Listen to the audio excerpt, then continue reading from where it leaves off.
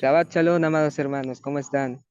Hermanitos, hoy, este día vamos a ministrar la Haftará Pekudei. Esta Haftará abarca de Primera de Reyes, de capítulo 7, versículo 40 al 51, y capítulo 8, versículo 1 al 21. Esta Haftará va muy relacionada con la Haftará Bayaquel que dio nuestra hermanita Lorena la semana pasada. Así que les invito a ver esta Haftará, hermanitos, en la plataforma de YouTube. Y bueno, empezando con esta Haftará, hermanitos, vamos a ver acerca de Hiram. Nos dice que Hiram era un hombre hábil y entendido. Este hombre estaba lleno de sabiduría, inteligencia y ciencia. Algo que nos vimos en la Parashá Yaquel acerca de este hombre es acerca del entendimiento y la sabiduría. Nuestra hermana Lorena nos explicaba acerca de la Binah y Kotmah, del razonamiento y de la intuición. Y bueno, algo que podemos encontrar también en este hombre y va a traernos de mucha edificación es acerca de construir, de establecer nuestra casa. En Proverbios 24, del 3 al 4 nos dice, con la sabiduría se edifica una casa, con la prudencia se afirma, y con el conocimiento sus habitaciones son llenadas de ornamentos muy preciados. Si nosotros sabemos qué es sabiduría, entendemos que sabiduría es temor al Eterno. ¿Y qué es temor al Eterno? El temor del Eterno nos evita a pecar, nos evita a pecar, pero por amor. Y la prudencia. Si nosotros escuchamos una parábola de nuestro don Yeshua, él nos habla acerca de qué es prudente, aquel que oye y escucha la palabra, su enseñanza. Así que, y el conocimiento. El conocimiento lo entendemos como tener una intimidad con el Eterno, una relación íntima donde podamos conocernos, donde podemos conectarnos. ¿Cómo podemos conectarnos y llevar este conocimiento a profundidad? Es viviendo conforme a sus mandamientos. De esta manera entendemos que con la casa, con la sabiduría que es el temor al Eterno, se edifica una casa.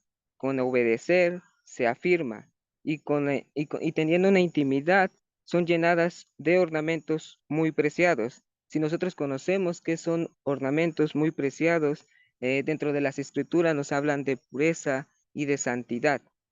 Estos son los ornamentos que el Eterno valora dentro de nosotros.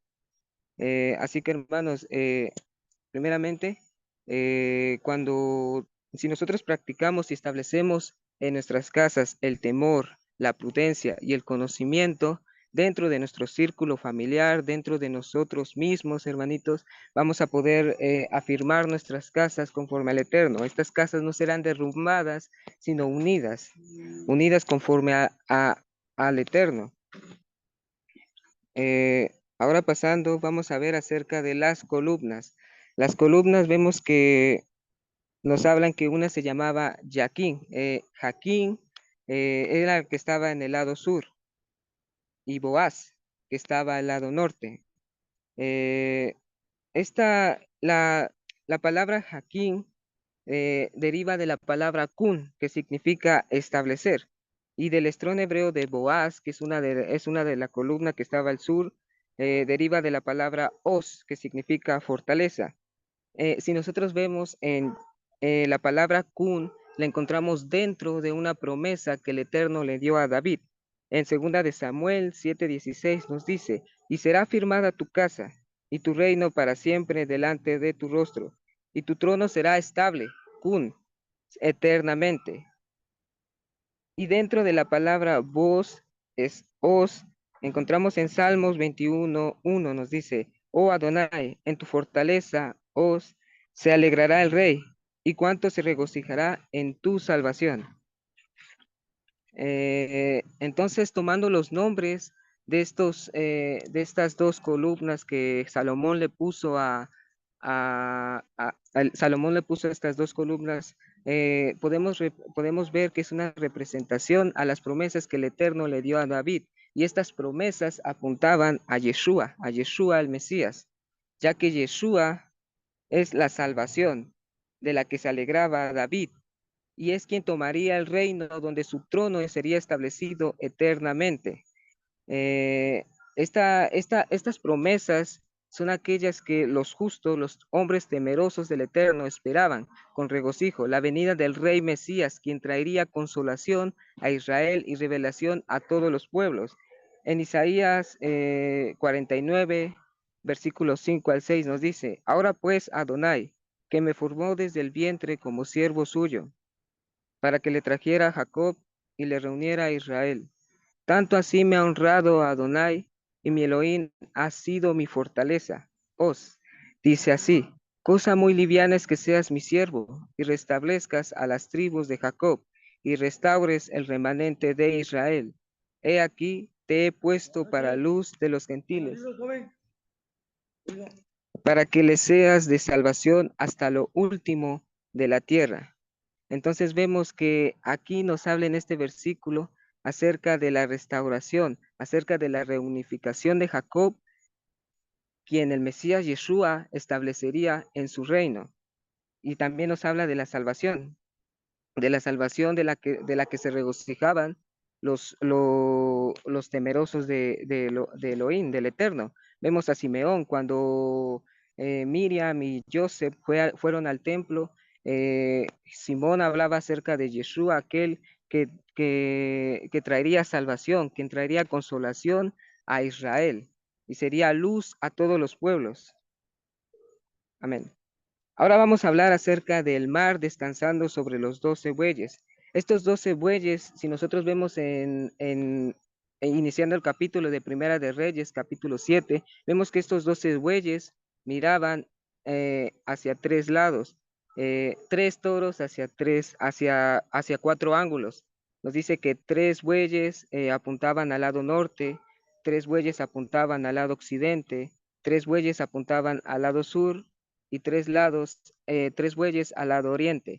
Si nosotros vemos dentro de las escrituras el número 12 y formando los 12 bueyes, vemos que es una representación de las 12 tribus de Israel, que son representadas aquí como los 12 bueyes, apuntando tres del norte, tres al sur, tres al occidente y tres al oriente. Y algo muy interesante vemos aquí bueno, que el mar que estaba sobre los 12 bueyes, si nosotros vemos que el mar en Apocalipsis simboliza a las naciones, ¿esto qué quiere decir? Que aquí nos quiere decir a Israel como un reino de sacerdotes, una nación santa entre todos los pueblos. ¿Y por qué digo esto? Porque Israel debía santificar el nombre de Adonai, transmitiendo su sabiduría, su entendimiento, al poner en práctica sus mandamientos para que aprendieran las naciones acerca del Elohim de Israel, del Eterno. En Deuteronomio 4, capítulo 4, versículos 5 al 6 nos dice, he aquí os he enseñado estatutos, decretos, según me enseñó Adonai, para que hagáis así en medio de la tierra donde vais a entrar para poseerlas, observarlos y practicarlos, pues constituye vuestra sabiduría y vuestro entendimiento a la vista de las naciones, las cuales tendrán noticias de todos estos estatutos y dirán, en verdad una gran nación en verdad es una gran nación, un pueblo sabio y entendido. Esto es lo que debía de transmitir Israel a todas las naciones, como un pueblo sabio y entendido, un pueblo sabio conforme a los mandamientos del Eterno. De esta manera, digamos que Israel sería luz a todos los pueblos para que las naciones, los gentiles, pudieran aprender acerca del Eterno. Amén. Eh, Ahora también vemos que la posición en que estaban los 12 bueyes, también las vemos en algo que vemos que estaban conformadas las 12 tribus de Israel en el campamento.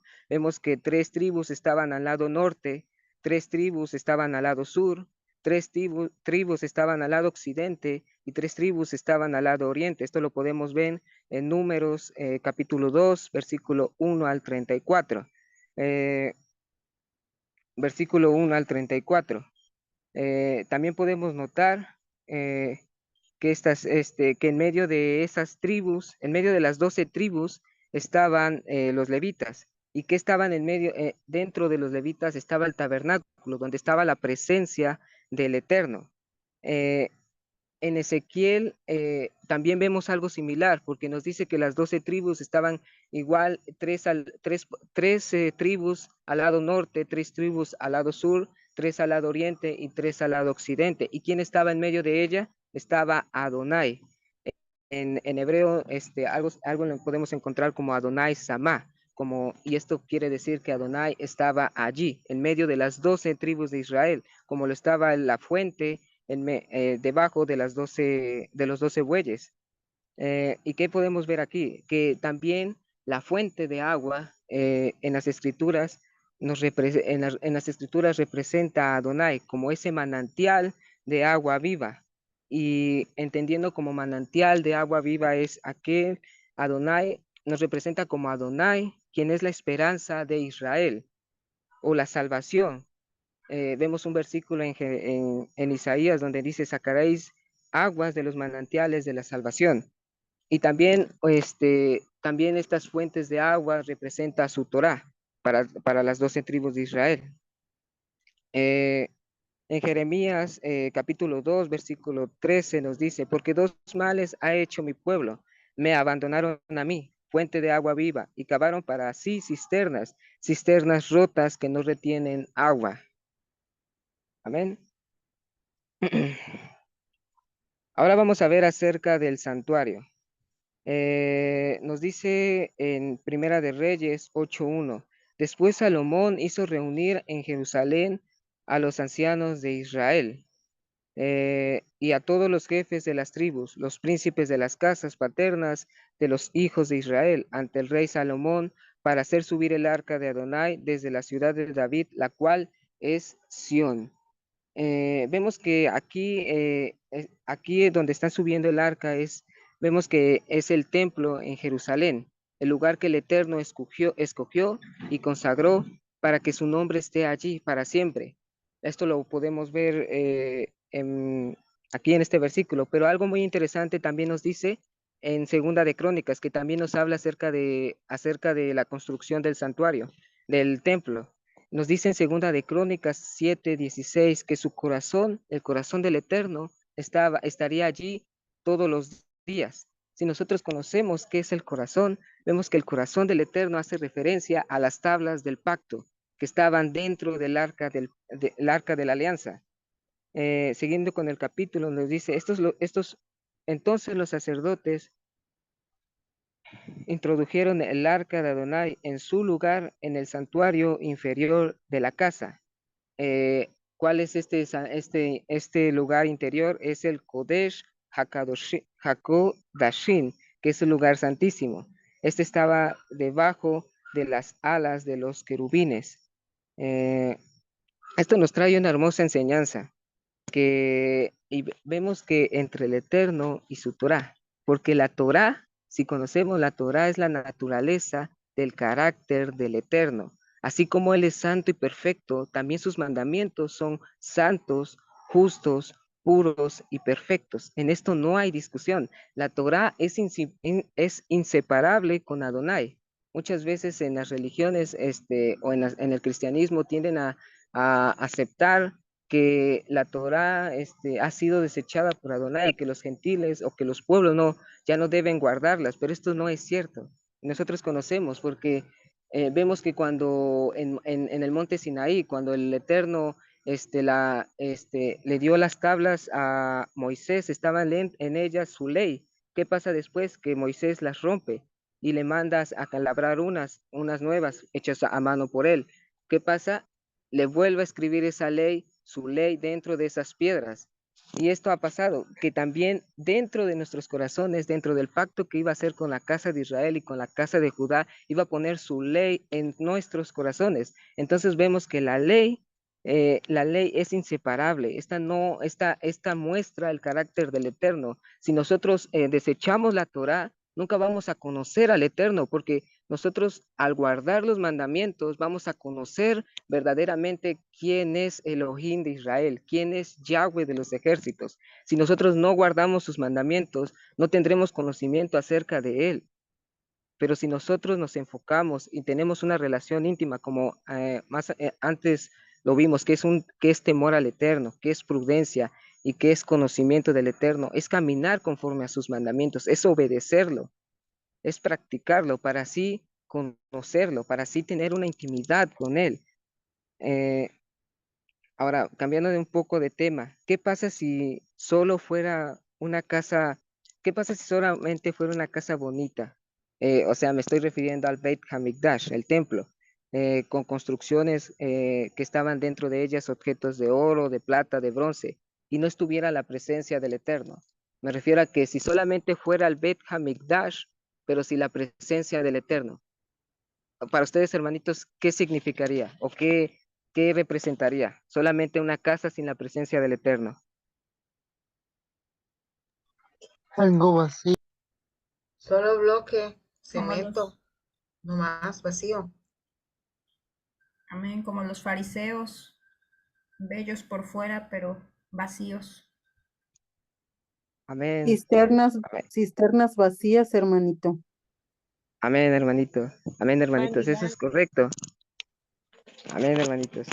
Y es que el templo era sagrado porque la presencia del Eterno moraba allí. Si sin la presencia del Eterno solamente serían edificaciones bonitas, edificaciones hechas por hombres, pero sin la presencia del Eterno, con la presencia del Eterno era lo que consagraba al santuario.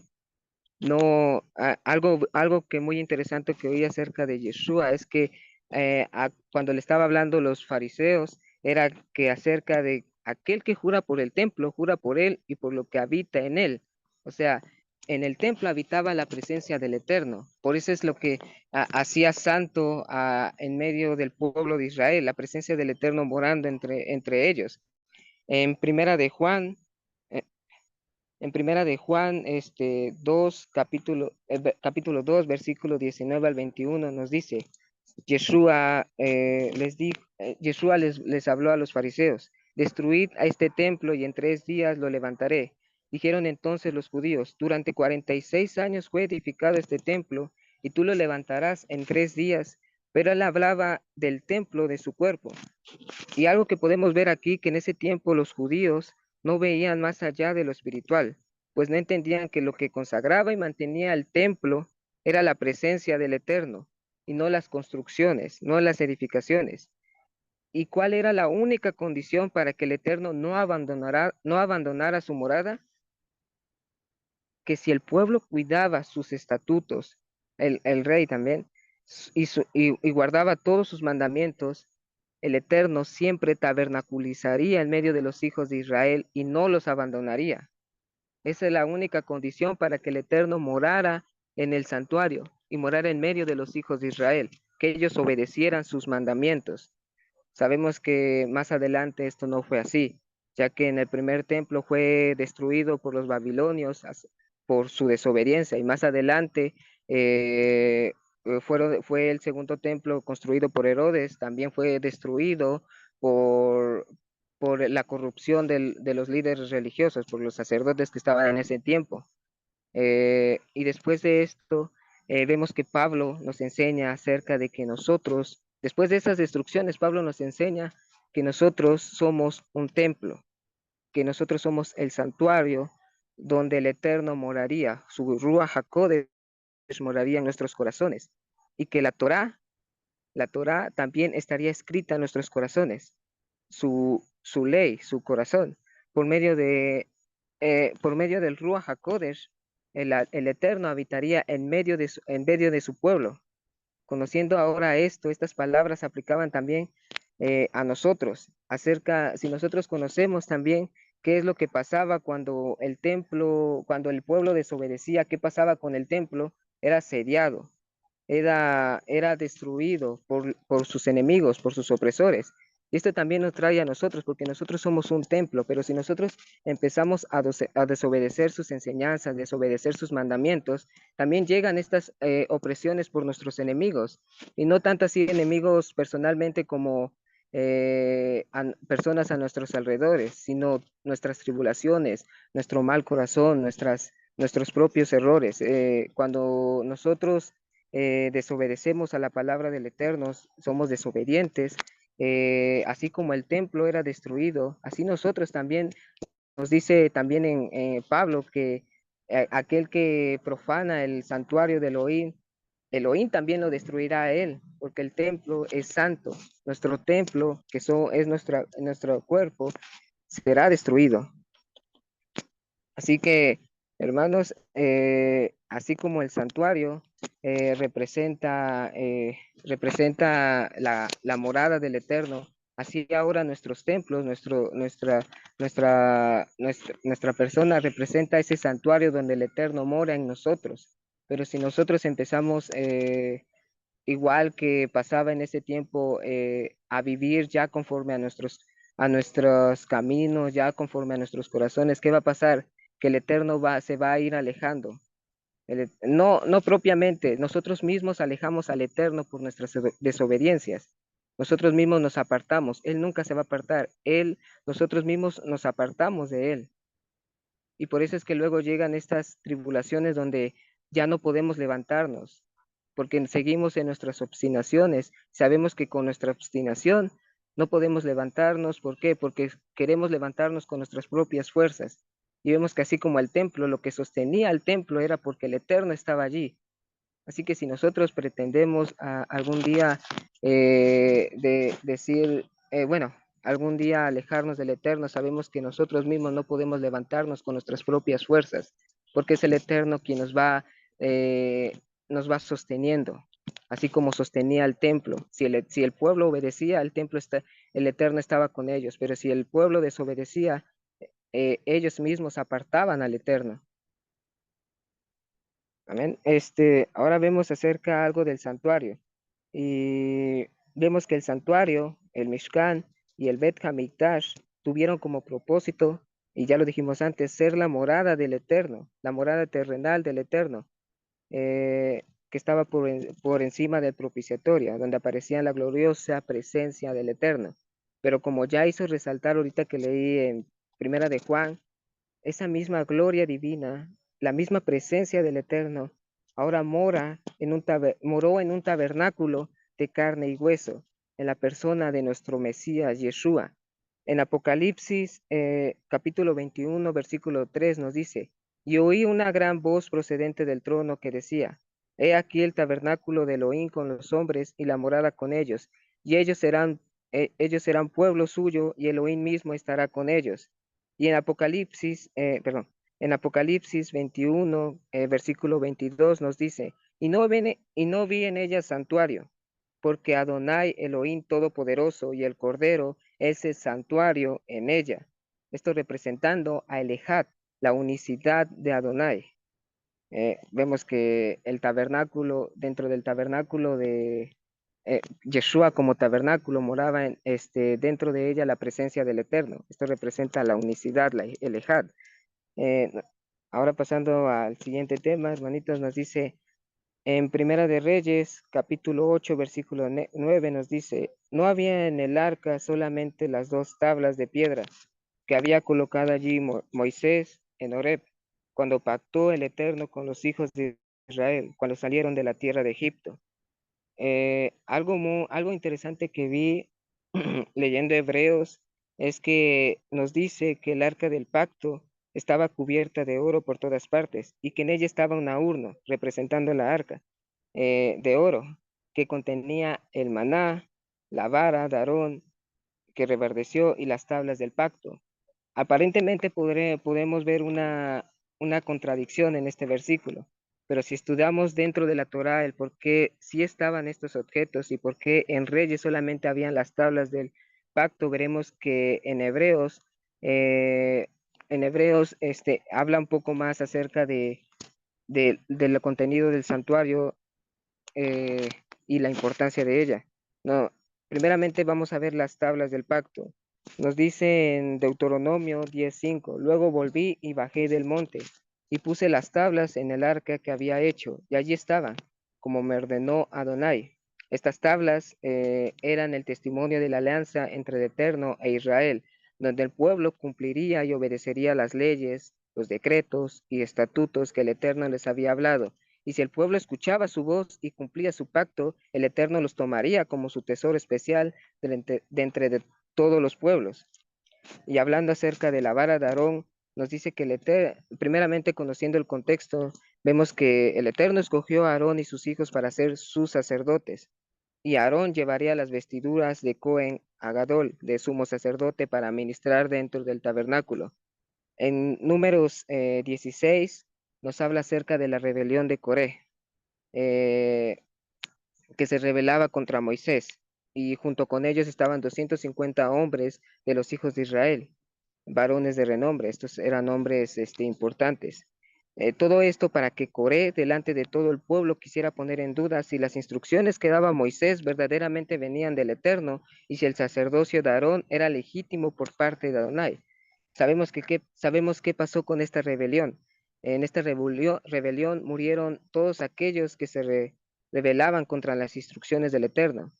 Eh, y vemos también en Números capítulo 17, versículos 2 al 3, donde el Eterno manda a los hijos de Israel tomar una vara por cada casa paterna. En total serían 12 varas de todos los jefes, donde dentro de esas,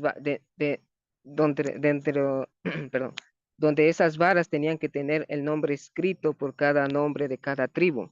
Y una vara tendría que tener Leví, donde escribiría el nombre de Aarón.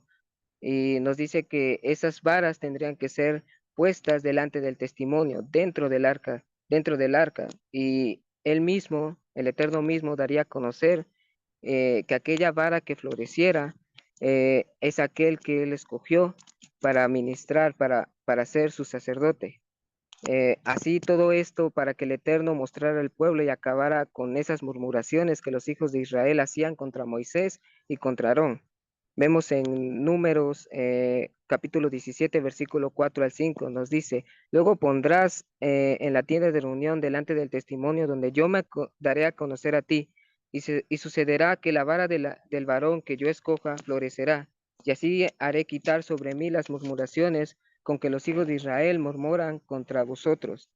Y en Números 17:10 nos dice, y Adonai dijo a Moisés, vuelva a depositar la vara de Aarón delante del testimonio para que se guarde por señal a los hijos rebeldes, para que hagan cesar sus murmuraciones contra mí y no mueran. Así que vemos que esta vara finalmente floreció a favor de Aarón. Es el Eterno quien escogió a Aarón como su sumo sacerdote. Y esto también haría legítimo la palabra de Moisés, quien estaba hablando por medio del Eterno para dar instrucciones a todo el pueblo. Y ahora vamos a hablar acerca del maná. Nos dice en Éxodo capítulo 16, versículo 4, y Adonai dijo a Moisés, he aquí yo hago llover para vosotros pan de los cielos, y saldrá el pueblo y recogerá la ración diaria de cada día, a fin de que yo lo pruebe, a fin de que yo los pruebe si andan en mi ley o no. Vemos que, bueno, algo que podemos ver aquí, que también dentro de esta historia, dentro de la historia donde nos muestra el maná, que el pueblo, bueno, el Eterno hizo llover maná del cielo, pero también les había dicho que en el día sexto tenían que recoger doble porción, porque el día siguiente era Shabbat. Vemos que algunos del pueblo desobedecieron también a la orden del Eterno y salieron, pero ese maná se pudrió, y en eso el Eterno se había enojado con el pueblo. Vemos que aquí después el Eterno le dice a Moisés, le dice a Moisés que le diga a Aarón que tomara una vasija y pusiera en ella un homer lleno de maná y lo pusiera delante de Adonai a fin de conservarlo por vuestras generaciones. Y nos dice que Aarón lo puso delante del testimonio, que es el arca del pacto, para guardarlo, como Adonai lo había ordenado a Moisés. ¿Ven? Pero entonces, por qué aquí se nos hace una contradicción? O bueno, aparentemente una contradicción. Porque en Primera de Reyes, como vemos aquí, nos dice que solamente había en el arca las tablas del pacto. Y vemos que efectivamente Hebreos está confirmando que habían esos tres objetos, las tablas, la vara y el maná, dentro del arca del pacto. Bueno, esto lo podemos ver y podemos entender que dentro de la historia de Israel a lo largo de la historia gobernaban jueces. Bueno, también vemos un suceso muy importante dentro de Primera de Samuel, nos habla acerca de bueno, primeramente nos habla acerca de que el arca del pacto fue tomada por los filisteos. Eh, nos dice que, nos dice que, nos dice que también, bueno, esto por juicio acerca del Cohen Hagadol, que era en ese entonces Elí. Vemos que si nosotros conocemos acerca de esta historia, por qué Elí fue reprendido por un profeta, nos dice que el profeta le dijo a Elí que por la obstinación que él tenía y por dejar que sus hijos hicieran con el pueblo iniquidad, ya que sus hijos eran Ofni y Pinés, quienes actuaban con corrupción, ministraban, atendían al pueblo con corrupción, robaban lo que era de las ofrendas del Eterno, y esto al Eterno le enojó mucho, y hizo que Elí perdiera el favor del Eterno. Vemos entonces que tras la arrogancia de Ofni, de Elí y de Finés, al no guiar conforme al pueblo con sus estatutos, eh, vemos que en ese entonces, por la obstinación de Elí, por no atender al pueblo correctamente, el pueblo le pareció buena idea llevar el arca del pacto a la batalla con los filisteos. Vemos que los filisteos combatieron con los israelitas, donde más pronto los vencieron y llevaron el arca del pacto. Nos dice que en Primera de Samuel 6:1 que el arca de Adonai había permanecido 7 meses en el campo de los filisteos. Y algo muy interesante es aquí porque vemos que el arca del pacto fue puesta en el templo de Dagón, donde el arca del pacto también el arca del pacto junto a la estatua de Dagón hizo que la estatua de Dagón cayera, y esto veían los filisteos, y atemorizados mandaban el arca de un lado para otro. En Primera de Samuel, capítulo 6, versículo 19, nos dice, algunos hombres de ese lugar se atrevieron a mirar dentro del arca de Adonai, y Elohim los mató. Fueron 70 que perecieron, y el pueblo hizo duelo por el terrible castigo que Adonai había hecho. Entonces, llegando a estos puntos, vemos que efectivamente que estos tres objetos habían estado, pero ¿qué pasó? ¿Por qué ya no aparecieron en Primera de Reyes durante la consagración del templo? Pues vemos que pudiera ser, bueno, más que durante la agitada historia de Israel, esos objetos pudieron haber sido robados, para que cuando el tiempo de Salomón, cuando estaba consagrando el templo, ya no estaban. Ahora terminando, nos dice en Primera de Reyes, capítulo 8, versículo 17 al 19. Pues bien, mi padre David tuvo mucho interés en construir un templo en honor a Adonai, Elohim de Israel. Pero Adonai les dijo, me agrada que te hayas interesado en construir un templo en mi honor. Sin embargo, no serás tú quien me lo construya, sino un hijo de tus entrañas. Él será quien construya el templo en mi honor.